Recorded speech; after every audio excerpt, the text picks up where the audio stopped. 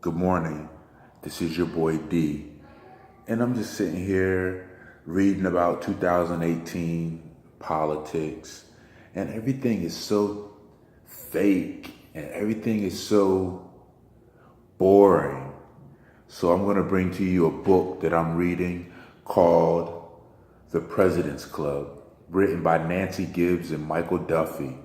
And this chapter is on the Gerald Ford, Ronald Reagan, 1976 primary. So here go a part of the chapter called "It Burned the Hell Out of Me." That's a famous Gerald Ford quote. Ford had never been part of Reagan's plans. He was an inconvenience at the best and a usurper at worst.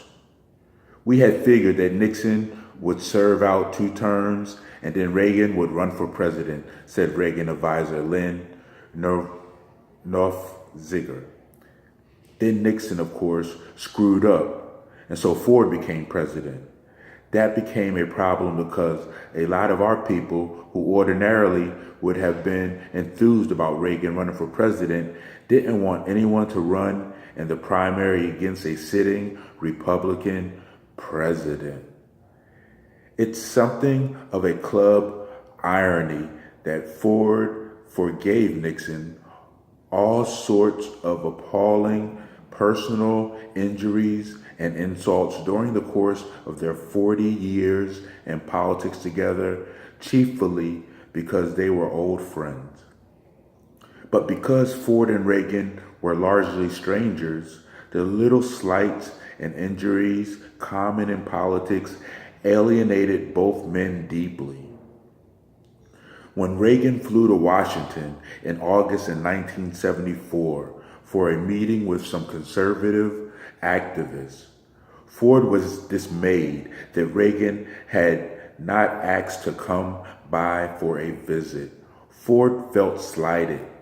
When Reagan failed to meet him or Vice President Nelson Rockefeller at various California airports during visits to the Golden State, and Ford, the longtime party man, could not abide the fact that Reagan sometimes charged his hosts to appear at Republican fundraisers. Meanwhile, Reagan and his advisors saw in nearly every action taken by the Ford White House a hidden assault on the Reagan operation in Sacramento.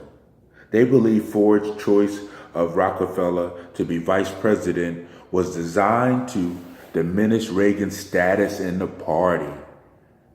And they claimed that Ford had double-crossed voters, and Reagan in particular, by breaking a promise that he would not run in 1976.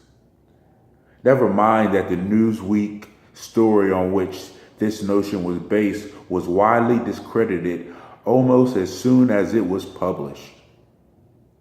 Advisors in both camps marveled that Ford was somehow unable to buy Reagan off in 1976, as others had done before. Nixon had mollified Reagan by sending him on confected foreign trips. It's time to stroke Ronnie, he'll tell Scrokoff, then his military aide. Nixon sent Reagan overseas 4 times, complete with an Air Force jet and Secret Service protection. Reagan met 18 heads of states this way while he was still governor. Best of all, Washington paid for everything, and Reagan liked to tell the story of how he had once made a swing through Europe capitals with only a few dollars in his pocket. A little of that went a long way with Reagan, but Ford never seemed to master such small strokes.